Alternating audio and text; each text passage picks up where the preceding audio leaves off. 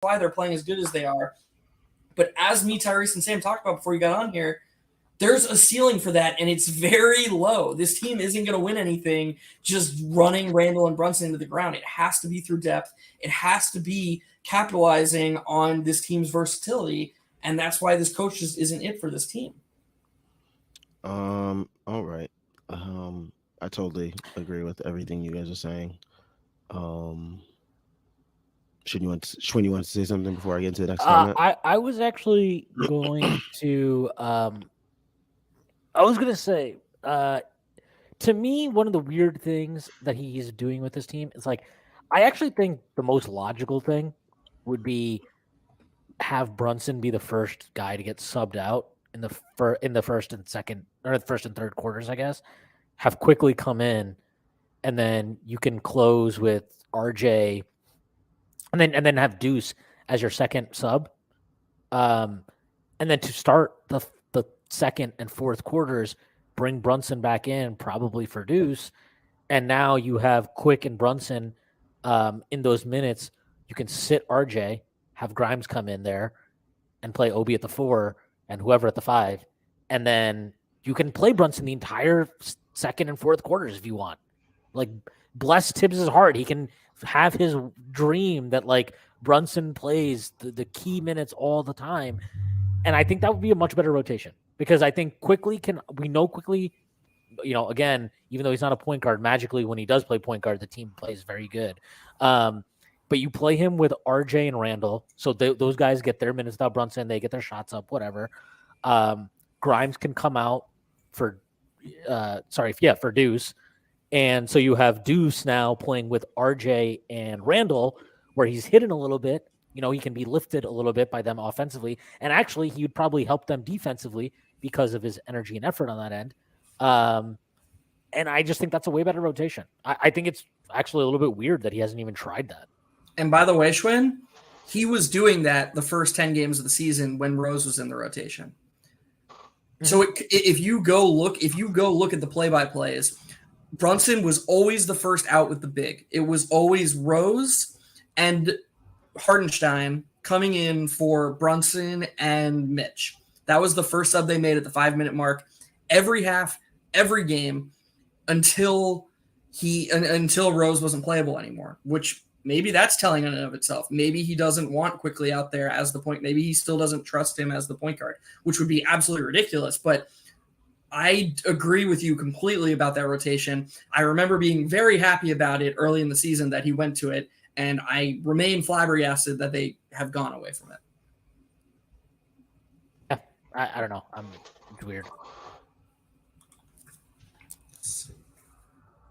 I'm actually going to try and pinpoint the game when it stopped happening. I don't know if it does correlate with. But might it have correlated with like the Mitch injury? Yeah. Sorry, say it again, Tyrese. The Mitch injury, the first Mitch injury, when he like sprained his knee. It might have correlated with that. So it might be that. He also, but wasn't he like, the other weird thing is when we started that 8-game winning streak. It was that Cleveland game, right? That was the first game of that winning streak. Yeah. The one thing that that was very stood out to me about that game and that we just don't see anymore is Quick, Deuce, and Grimes playing together. They played a shit ton of minutes together in that game.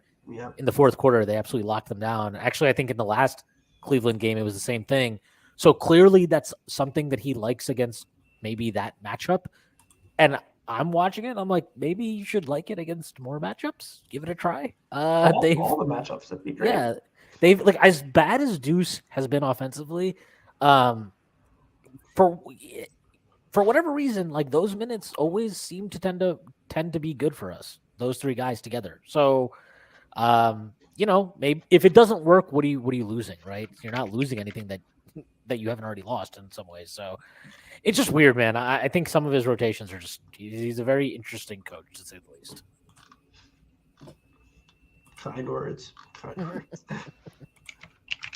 Interesting is one way to describe it. It's the nicest way to describe it. You could go to profanity laced tirade as I like to do on the timeline, but all right, Hawkeye 420 has a interesting. Oh, not interesting. Well, I don't know. Well, let's see what his string of comments says.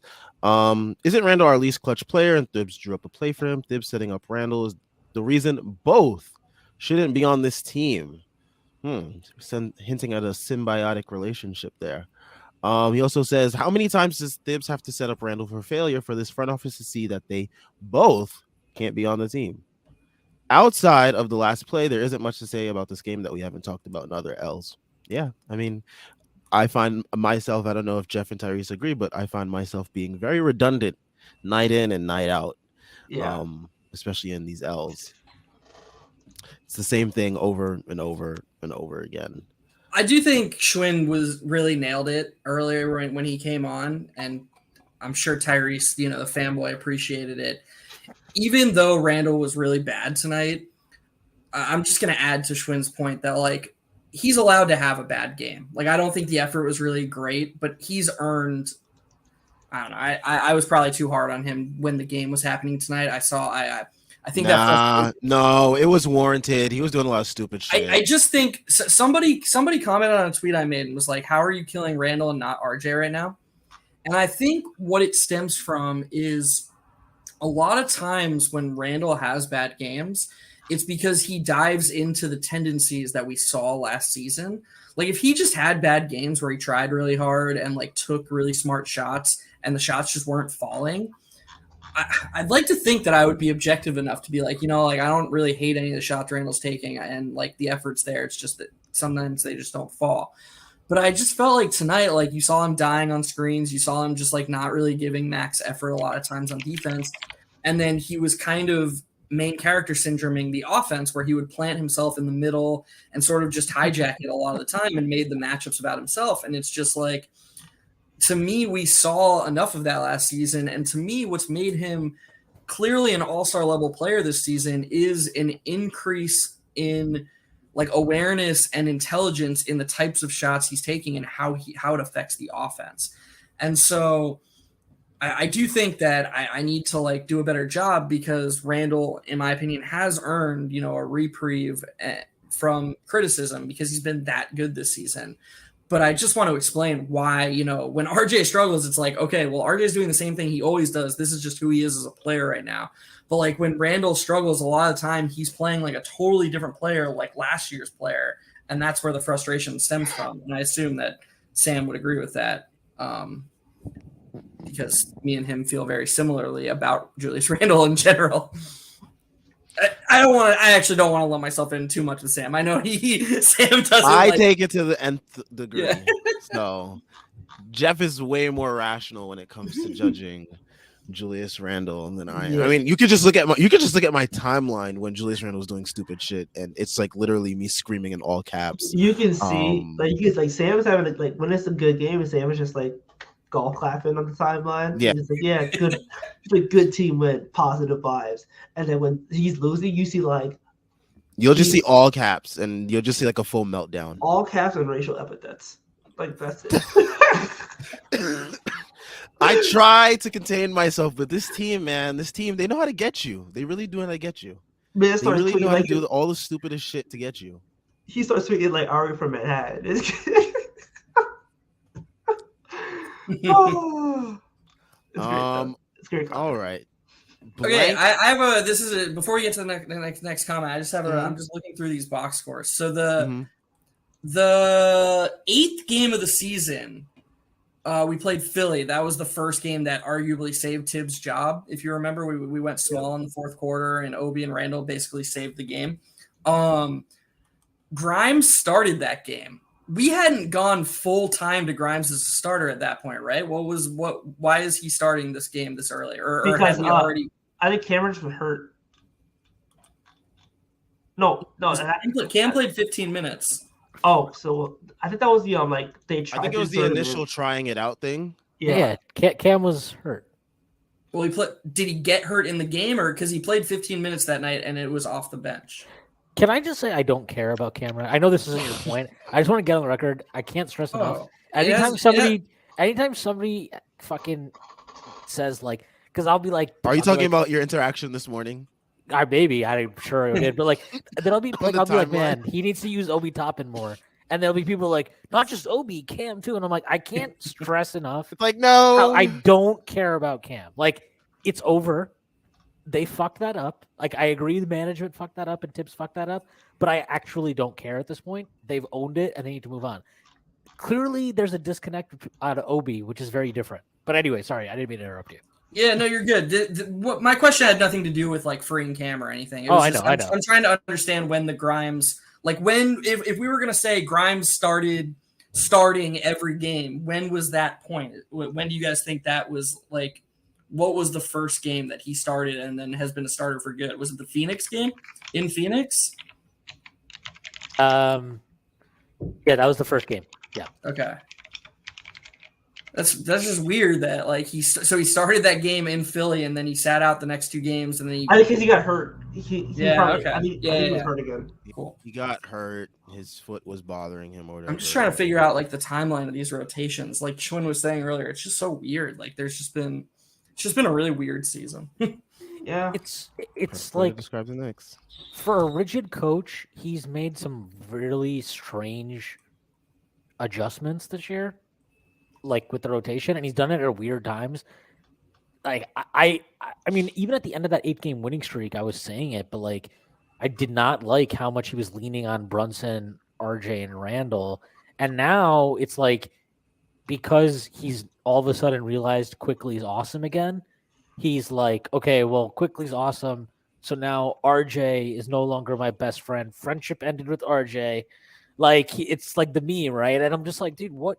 You can play both. Like, it's not hard to find 30 minutes. It really is not hard to find something like 32 minutes for Brunson, 32 minutes for RJ, and then whatever, 28 minutes for Grimes and 28 minutes for IQ.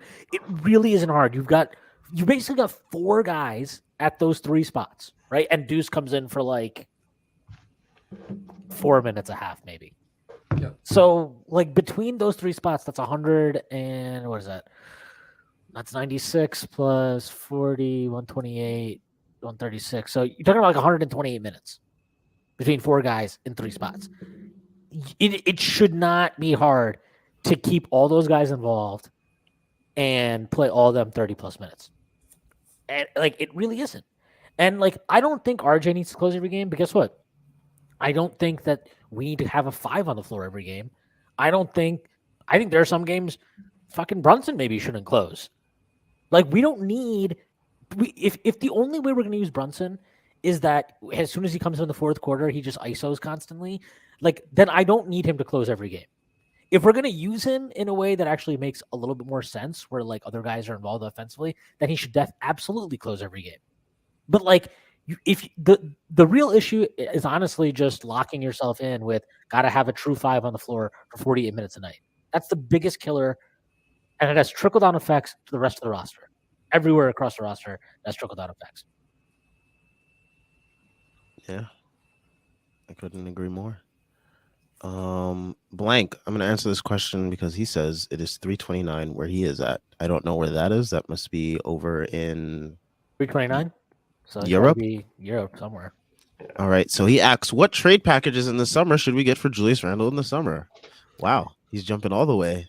He's going above and beyond where I'm at right now. So, you know. Can I frame this differently? And I want to get an honest answer from my good friend Mr. London. What would you trade? Like, if I don't actually think they should trade Julius in season. Minimum. What's up? I want the Vucevic package at minimum. So that's what. But I would you make that trade in season? In season, no. So, but you would like. So it would be whatever some guy like salary filler. You wouldn't take the Vucevic package right now for Julius Randle? Hell no! Are you kidding? I'm not blowing Didn't up they the get team. like 2 unprotected first? No, it was 2 top 4 protected first, and then Wendell Carter Jr. The problem is I'm not blowing up this team's vibes. So the vibes aren't good. The vibes, okay. I get like they lost, but still the vibes are good. The vibes, whatever vibes are not good, is not because of Julius Randle. Is the more that's definitely point. True. I agree with that. Yeah. Man, that just feels. I'm not with trading Julius Randle. That wasn't my point. My point was that I thought the Vucevic package is quite would be quite hefty. Like that would be quite tough to say no to, in my opinion.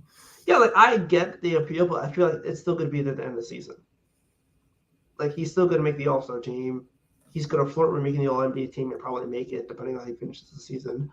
Like I don't think that package is going anywhere. So like, let's see, play the season out, see what happens. Not to mention if he has like a better showing in the playoffs, quote unquote, then like that package is going to be there. So like, I don't think there's a downside to trading. I don't think he's going to somehow like turn into a ghost. You know?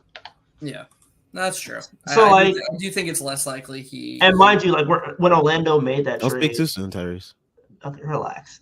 Anyway, and when Orlando made that trade, like they were clearly out of the play-in race. Like they weren't going to be competitive, and Vucevic was he wasn't expiring, but like he had 3 years left on the deal. So like,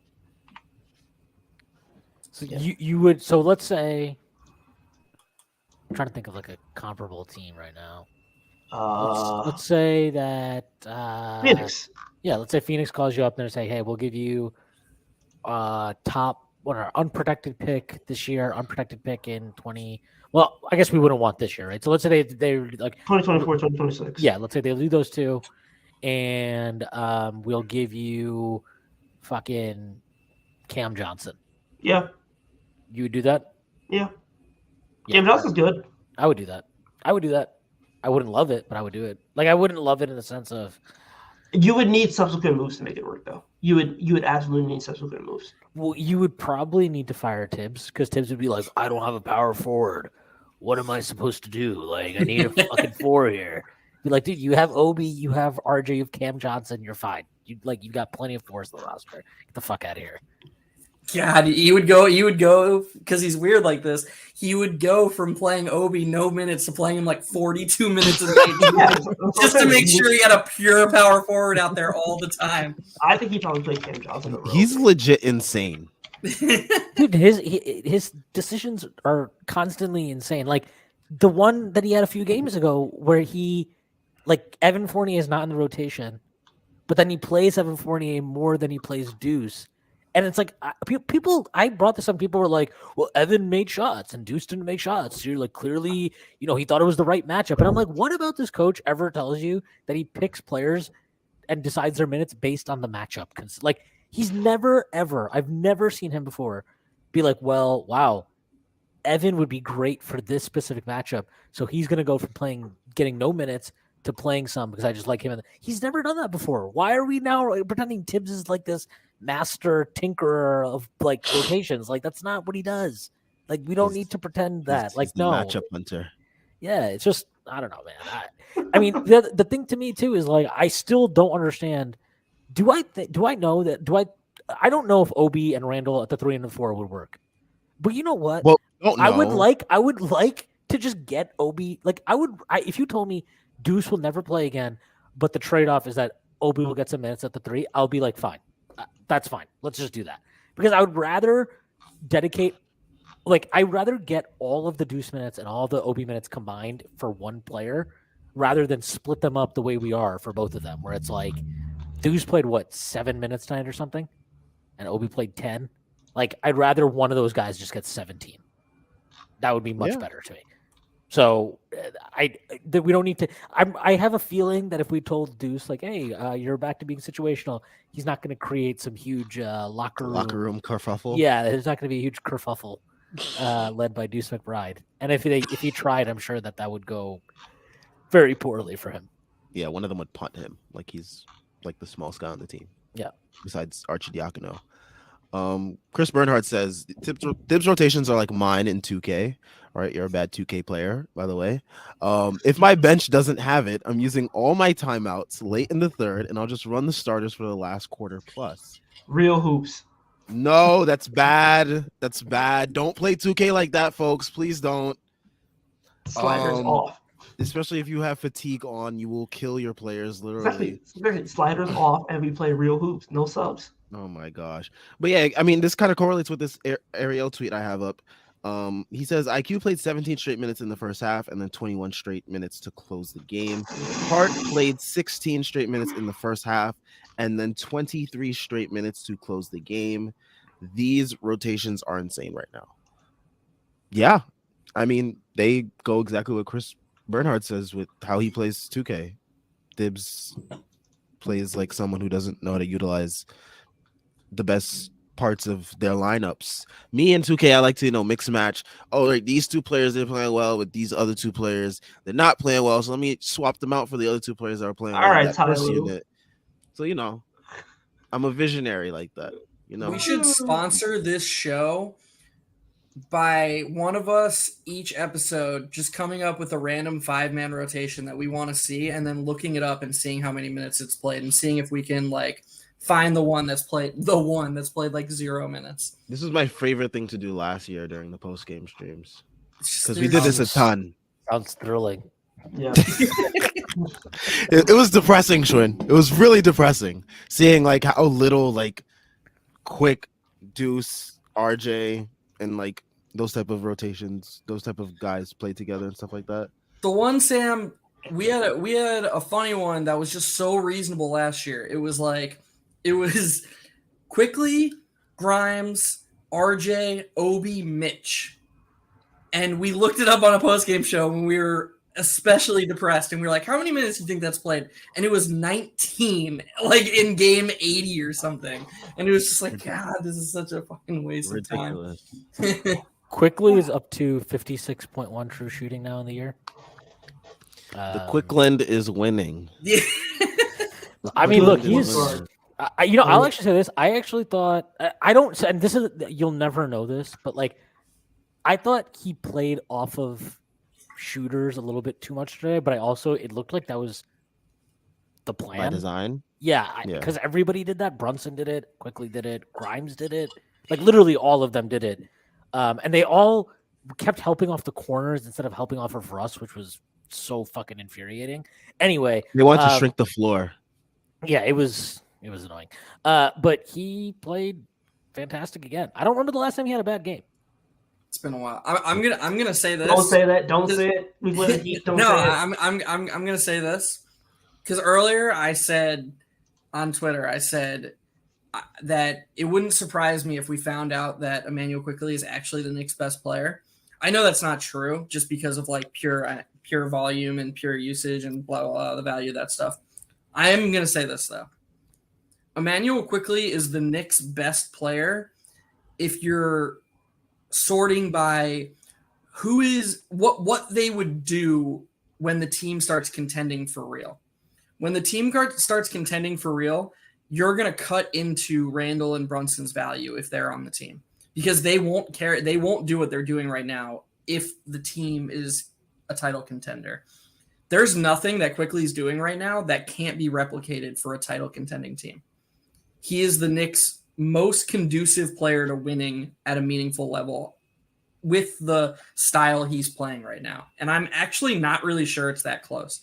His defense, his movement, his passing, his connectivity, his shooting, his efficiency, all of that comes within the flow of the offense. He's not carrying some crazy usage. He's not, doing the Brunson thing where every possession is about him. And obviously defense and rebounding are things that are going to be there no matter what. I would argue that he's the Knicks' most important player right now. If the Knicks are, I feel like we're just. I get what you're saying, and I'm not trying to dismiss it or anything, but like, I just feel like we've been pussyfooting around this for 3 years at this point, and it's like, I'm sorry, like at some point, we can, use context and this guy's skill set and that thing. It's like, if one guy on your team magically every single time he's on the floor, everybody plays better, the team plays better, he plays well with everybody, he might just be your best player. Yep. Like he might. Like I don't know. I'm sure that sounds crazy to people. But like, Yeah, it does because someone suggested that Quickly is our best player under 25, and some fans in this fan base like lost their top. Yeah, I mean, I think we also. I know at least me and Tyrese both said it last year. But like, I don't know, man. At some point, and here's the other thing too: is we've seen him when he's in a position where you need him to up his usage and become your primary or secondary guy, that he's shown you he's actually capable of that. we just have never committed to seeing that for an extended stretch of games. So we don't know if he can do it, right? But like, it's not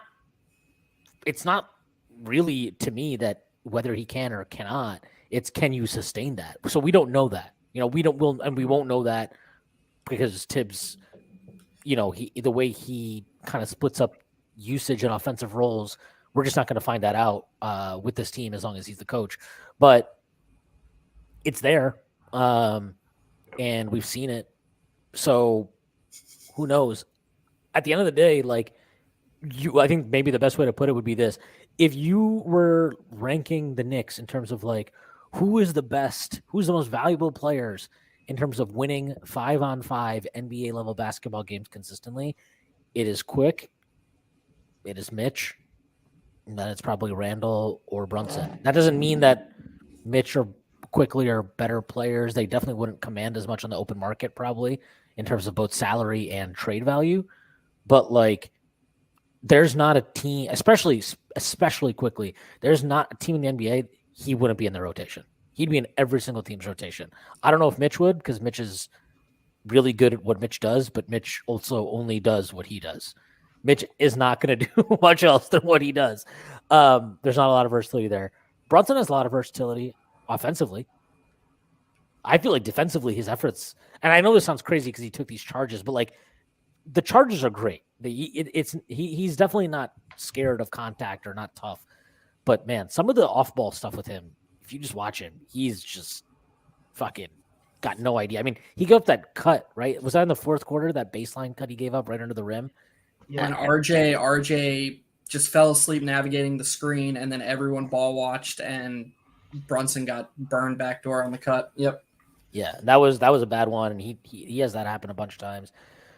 He can't rebound. He's like a terrible rebounder, and like that's what it is. And then Randall obviously has his issues as a defensive player. It's just really just about consistency, because when he actually is locked in, he's fucking awesome on defense. And yeah, I mean, Brunson. I don't hate Brunson. I actually really like Brunson, and I've been actually trying to argue with people that are like, "This is the worst. Can't believe we signed Brunson." What? There are people that are upset. There are people that are upset that we signed Brunson, and this is I like saw someone on the timeline say that he's like short Randall. Yeah, I've seen people argue because he's that, like, mini Luka. I'm saying that I've seen people argue that like we made a mistake signing Brunson. Would have been better off just starting Quickly at point and drafting whoever at 11. And like I don't really agree with that. I do think it's like a fun. I like that alternate universe. Yeah, I think it's like a fun exercise to think about. Me and Jeff did it last week on the podcast, but like I will do it on 2K. I'm not really. I think it's like a bullshit argument to just assume that, and also like it's a weird way to shit on Brunson. I do think this is an interesting comment by Christopher Vieira. IQ is easily the 6th man of the year this season. The campaign is only getting stronger. If Quickly was on the Lakers, he would 100% be a front runner for 6th man of the year. No doubt. He'd be winning it right now. Hell yeah. No doubt in my mind. Like it's so stupid that it's a yeah, exactly. It's so stupid that it's a points per game award, not like impact. Like easily look at his on off. He blows every single candidate. He might be getting there with the points per game anyway. I think he finishes top 3. I think he finishes top 3. I mean, he keeps going this way. I mean, he might get up there with the points per game anyways, like Sean just pointed out. Like, yeah, like who's really his competition? Is Russell and like Brogdon. Would he still be the guest of honor at your family's dinner table, Tyrese, if he ever appeared? Yes, my dad would make him a Thanksgiving feast. Easily. What do you mean? Quickly is good in my hood. He can come to my city. Also, this is a quick question. I see some comments about like trading RJ and such. Do you think RJ would be on the roster next season? If RJ gets traded from the Knicks, what would fans immediately say biggest reason why RJ failed in New York? What are the chances RJ is the center of our impending panic trade? Oh yeah, I see them. For this year, 0, because they're not. He has a poison pill, so they're not trading him. Shout out to Jordan Bub for these comments on these questions. Do you think RJ will be on the roster next season? If RJ gets traded, what would fans and media say biggest reason why? A, coach, B, front office, C, player, and explain why. Ooh, multiple choice and short response. I feel like a lot of some Sam teacher shit. You know, I'm a fan. Jordan. Jordan's looking for some in-depth analysis. I like it. I'm a pre-K teacher. I don't do multiple choice, man. I don't do multiple choice. you be getting up scantrons like. Nah, but to answer, I would say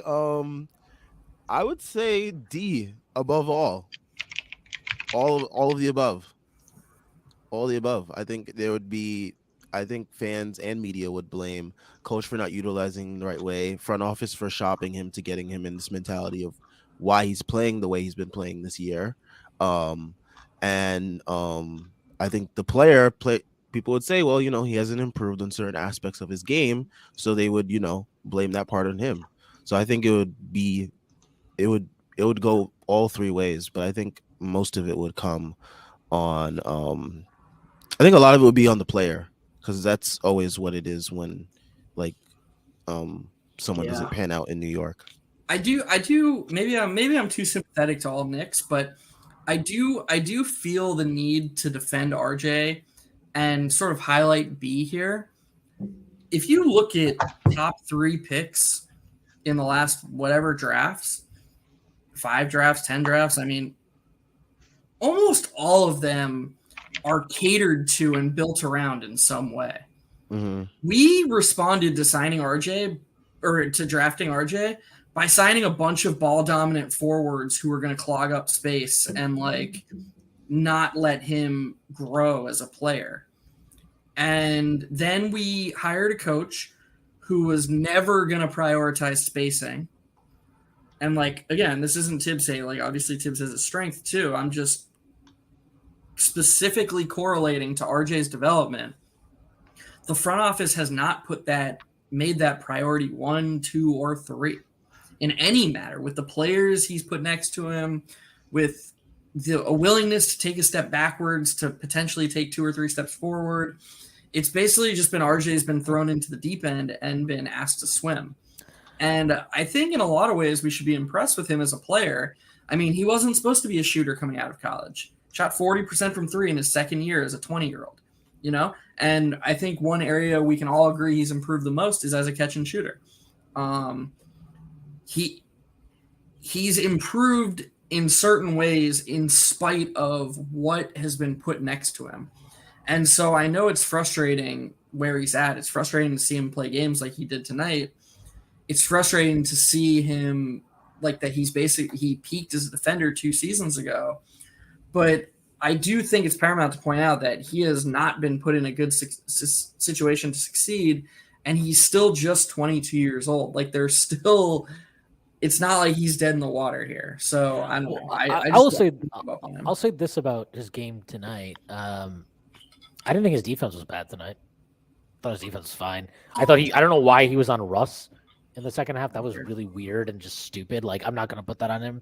That's a bad matchup for him. So, again, if Tibbs wants to do weird things, that's not on the players necessarily.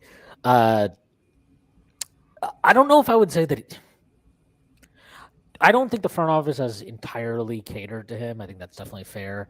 And they probably have catered to him less than most teams that have a top 3 pick would. That said, it's just a tough spot. Ideally, they would have sucked their first year. So RJ's second year, they would have sucked. That was the plan. The plan was definitely to not be that good. And Randall turned into an All-NBA player that year, and they won a lot of games.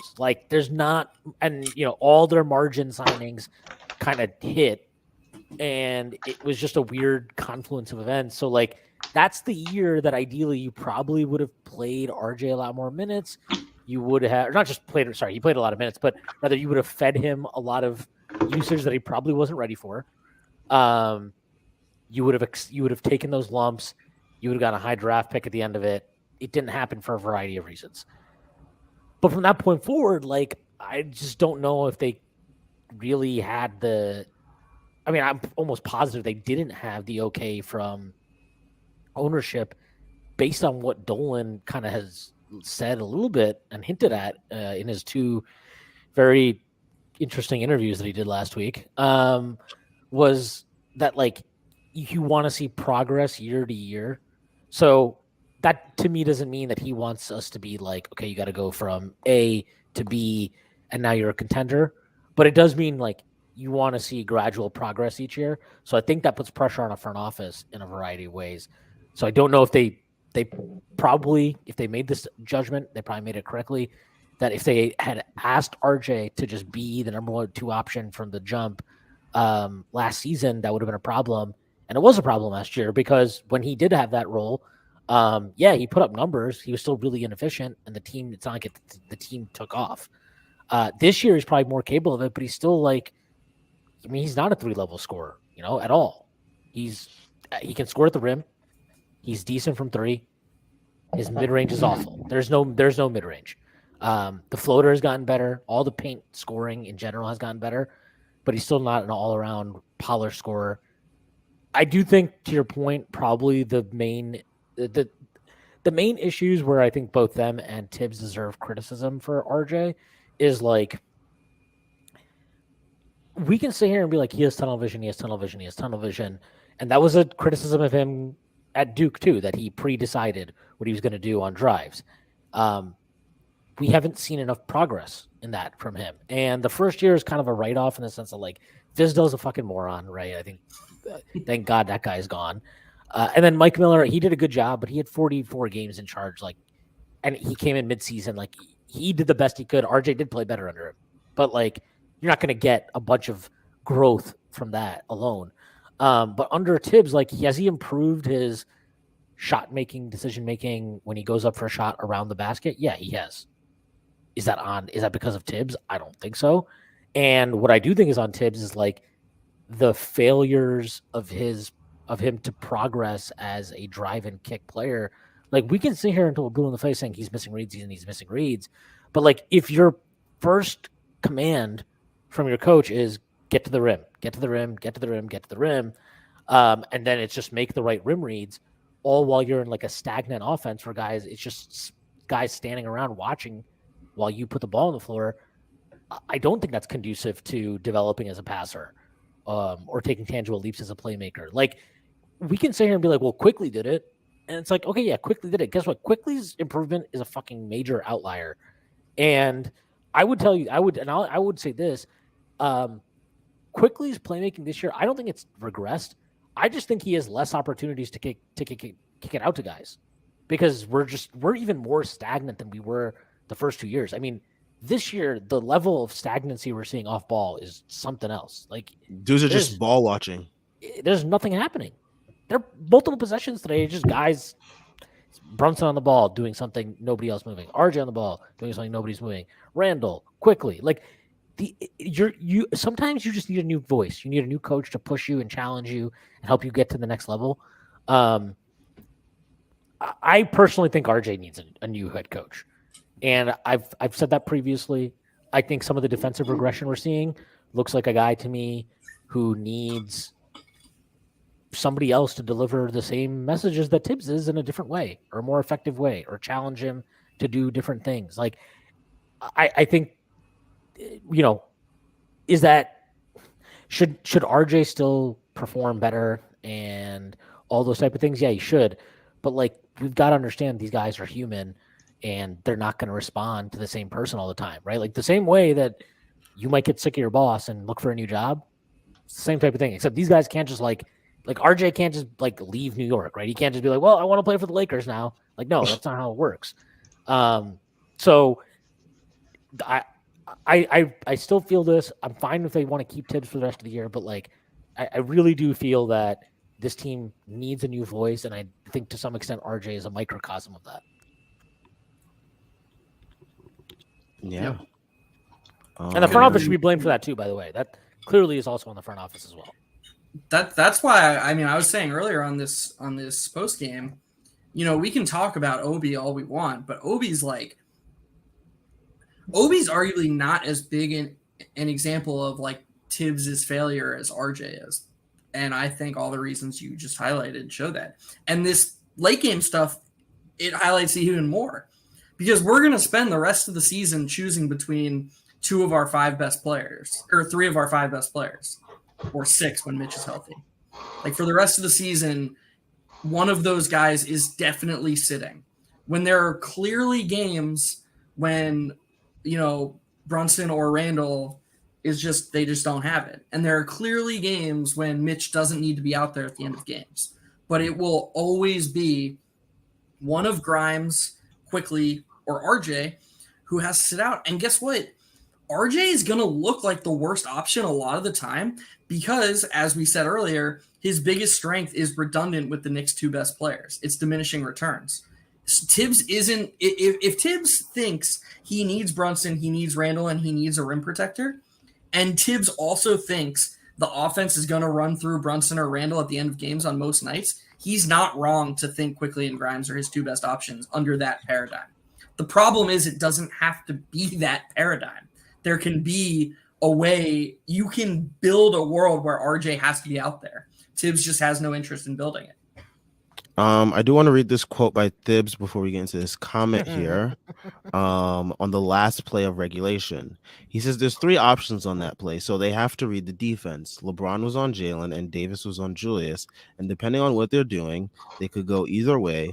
So there are options. That's why the play is set up the way it is. Somebody needs to just clip Tyrese's reaction as you're reading that.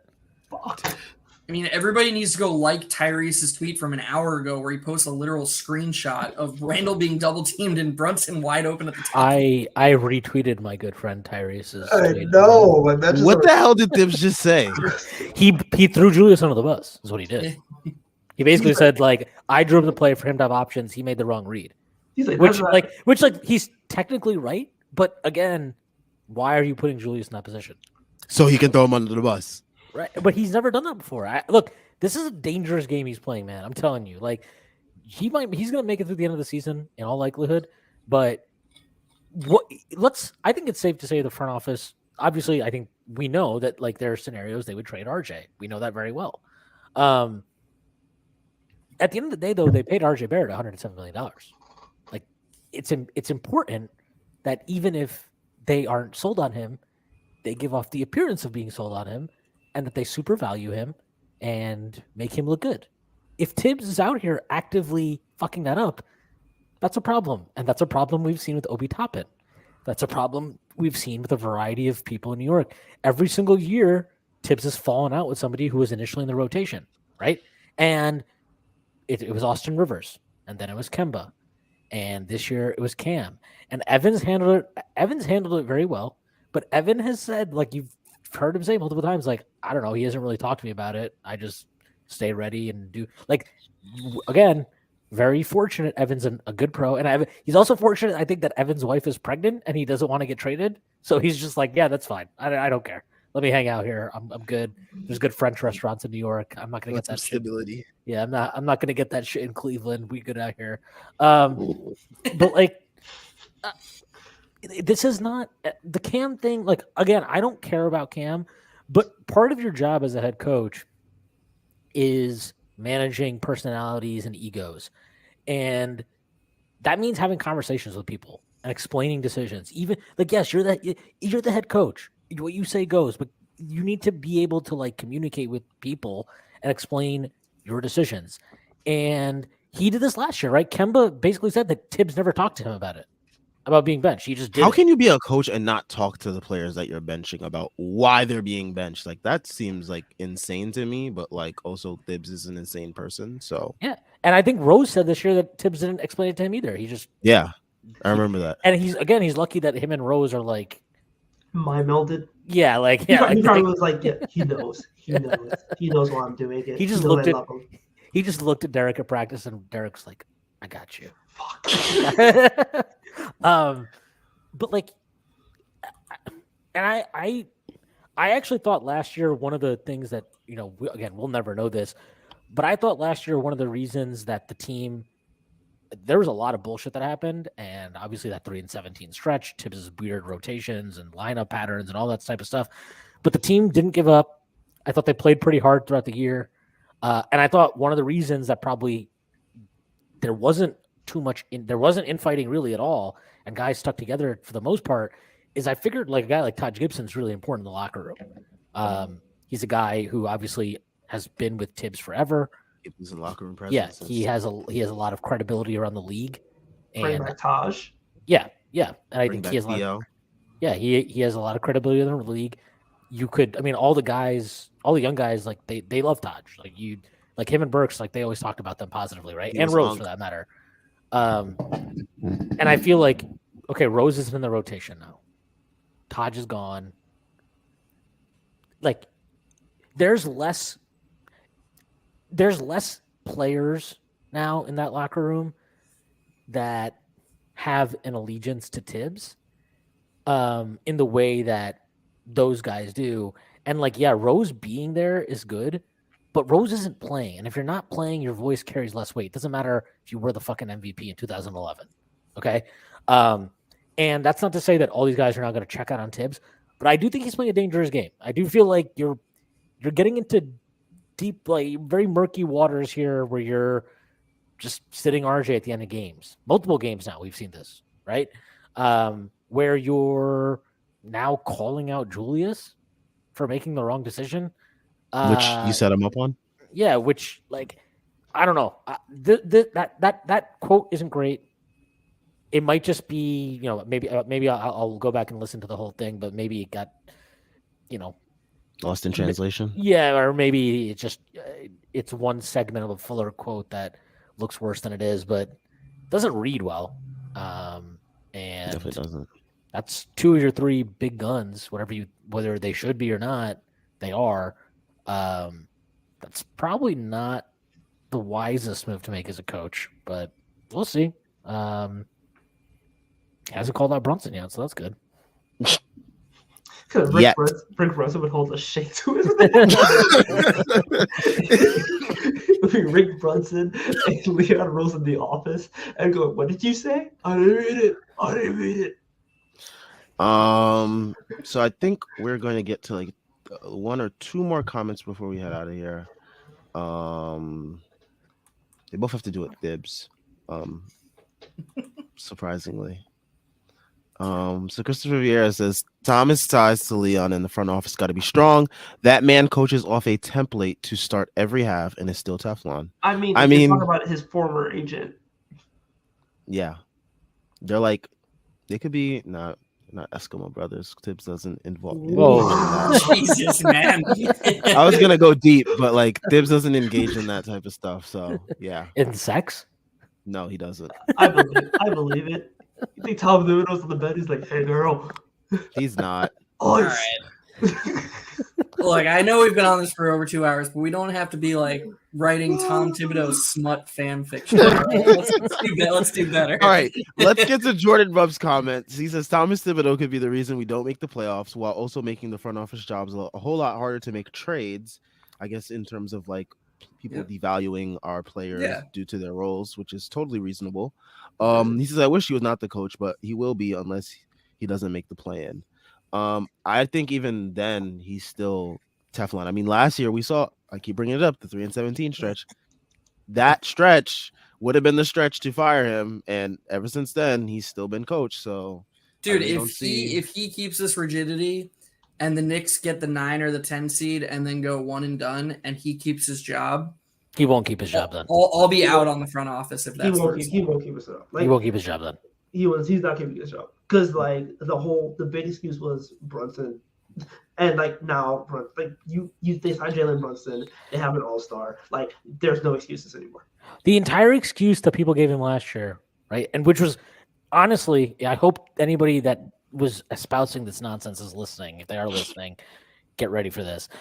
You were a fucking idiot to believe that the only reason we were blowing leads was because we don't have a point guard. How can we close out 20-point leads if you don't have a point guard? How is that possible? This is something I was arguing about on Twitter all summer too. I was like, okay, Jalen Brunson's going to be here, but we still have the same stupid coach. Yeah, and well, this is the thing. Okay, your argument was we can't close out these games. We keep blowing leads because we don't have a point guard. Okay. I don't agree with that, but okay, fine. Let's go with that. You got him a point guard. You got him a pretty good point guard. Guy's averaging, 21 and 7? 21-6. 22-6. Yeah, 22-6. It's like 57.5 true 10, shooting or 30-point something. games on the year. Okay, you got him a point guard. Randall's playing better. Randall's playing a lot better. RJ, whatever you think about his play, he's scoring at a more efficient clip. Quickly, he's playing better than he did last year. Grimes is playing well. Mitch, when he's healthy, has been playing well. Better, I would say, for sure, than he did last year. What is the excuse now? There is no excuse to me. There's not. So it's at some point as a coach, you have to put up or you got to shut up. And they've gotten him enough talent that it is not a high bar. It is not a ridiculous bar to be like, you need to finish above 500. And at the very minimum, you should not be some embarrassment in the playoffs playing whatever.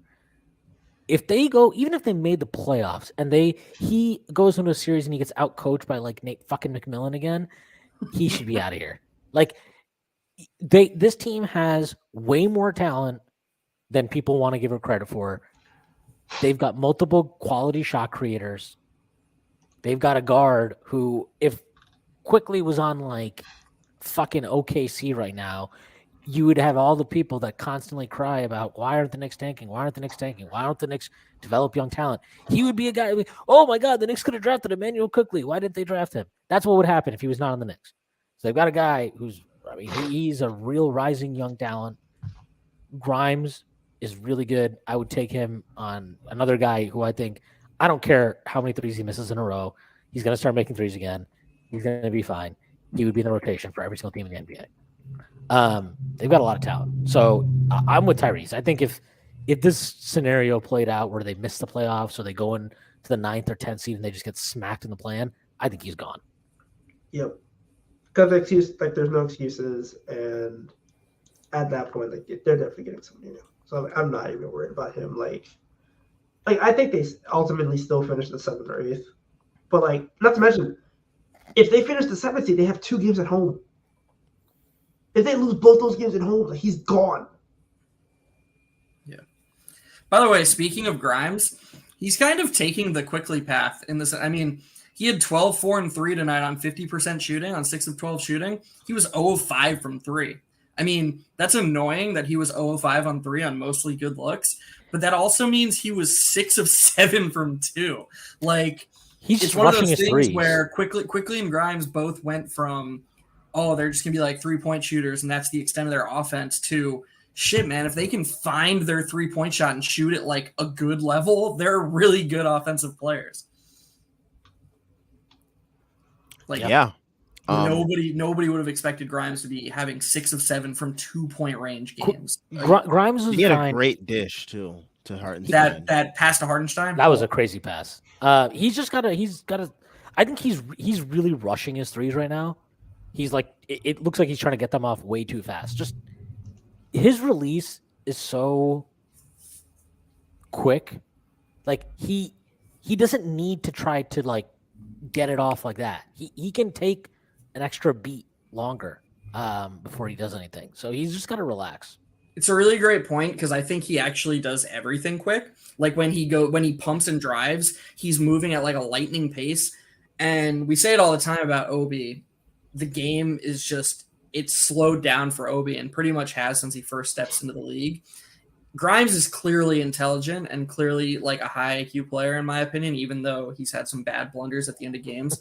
You can just tell by his movement and the quick way he makes passes that he processes the game at maybe too elite a level. When the game slows down for him, that's when he'll really start to be more efficient in his decision making. Yeah, I agree. Yep. Could not agree anymore. Yeah, I keep forgetting that I'm muted. I'm eating over here. I didn't want to chew into the microphone. Man, food. I think yeah. I think we'll end with that. I don't want to talk about this team too much longer. I have to go to work, and I want to be in a good mood for work tomorrow or today. Man, you weren't gonna let us get to 2 hours, huh, Sam? You weren't gonna. We could address one last comment. It's pretty negative, though. We're the master of the negative. Let's see it. We are. All right. So he says, our front office, Liam Neeson. This is a newcomer to the stream. So welcome. He says, our front office is going to trade the young talent and picks for injured players like OG or Zach LaVine. We will be mid for years. Thibs will retire a Nick, and we will start a rebuild in 2030. I mean, I buy the OG trade, but I don't know if they're going to trade. He says you guys know that's true. It would be them doing the exact opposite of everything they've done so far. So Yeah. no, I don't think that's true. Yeah. I mean, that's like there you go. that's like ultimate negative fan fiction right there. They're trading for Karl Anthony Towns, not Zach LaVine. If they were already going to do that, then OG Anunoby would already be a Nick. So There. yeah, that's what it is. I feel like every game quickly plays like this, the team just gets more in on him. I think he becomes. There's no way you can't trade him for like the way if he's playing like this, you really just can't trade him for like the type of players that are apparently available on the market right now. Like I'm sorry, you just can't. Like you can't trade him. Yeah, you can't trade him for OG. You can't trade him for some bum ass loser like Zach LaVine. Okay, like you can't trade him for these guys. He's way better than. He's like I don't care. Like this is one of those things, right? In a vacuum, is Zach LaVine better than Emmanuel Quickly? Sure. No. But NBA basketball is not played in a vacuum. NBA basketball is played. Not even in a vacuum. It's played 5-on-5. How you impact teammates, how you play with others matters. If you just swapped them 1-for-1 right now, the Bulls would be better off and we'd be worse off. Doesn't matter to me that LaVine averages whatever the fuck he averages, and he can do cool dunks sometimes. And it doesn't matter. I've seen that man make decisions. You thought Randall was bad, dude. He's missing Alex Caruso on the hoop. I don't care about fucking Zach LaVine. Zach LaVine can lick my nuts wet. I don't care. Emmanuel Quickly's better than him. It's the ultimate. I always use this example. It's Danny Green versus Tyreek Evans. But back when Tyreek Evans was actually good. If you put Tyreek Evans on a team of G Leaguers, he would win more games than if you put Danny Green on a team of G Leaguers, because Tyreek Evans can be, he's more skilled and he can initiate offense better than Danny. Danny Green can stand there and shoot threes. That's what he did, and he defended well. But that's not the goal of the NBA. The goal of the NBA is to win a title. And Tyreek Evans isn't good enough to be an initiator on a title team. So he's nothing on a title team. He can't, his weaknesses would be exposed. Danny Green fills in on any team trying to win a championship. So you're just always taking Danny Green over Tyreek Evans in spite of Tyreek Evans' skill advantage. Zach LaVine, maybe Zach LaVine versus Emmanuel Quickly is taking it a bit too far. I'm not 100% sure of that. No. But that is the underlying heart sentiment of what Schwinn's trying to say is, if you put Zach LaVine on the Lakers or you put Emmanuel Quickly on the Lakers, Emmanuel Quickly would fill in next to LeBron and Anthony Davis much more smoothly than Zach LaVine would. And Dennis Schroeder. That's a good one. All right. To get us over the 2-hour mark for the first time in the Run.down post-game show history, we have Chris Bernhard. My influence. He says, let's trade for Lonzo so we can try our hands at a mystery. Go to hell. That's just a bummer of a situation, man. He had finally figured it out in Chicago. He was a good player. He was a good player in New Orleans, obviously. But I think he had finally just accepted that he's not going to be like Point Lonzo, and he was just like, I'm going to be an elite 3-and-D guy, and he embraced it. And his first half of last season was Vince McMahon. It was special, it was special. And then it's just never going to happen, and we're never going to see it again. That's just dude is heading for early retirement. Yeah, I will say this, like, as depressing as, or not even depressing. This season hasn't been depressing. It's just been fucking weird and annoying. Yeah, it's just a very weird season. Man, I glad can't. We're not the Bulls. Yeah, glad we're not the Bulls, but also just like, honestly, it's so nice watching Emmanuel Quickly play the way he's played and progress the way he has. It gives me great joy. We won.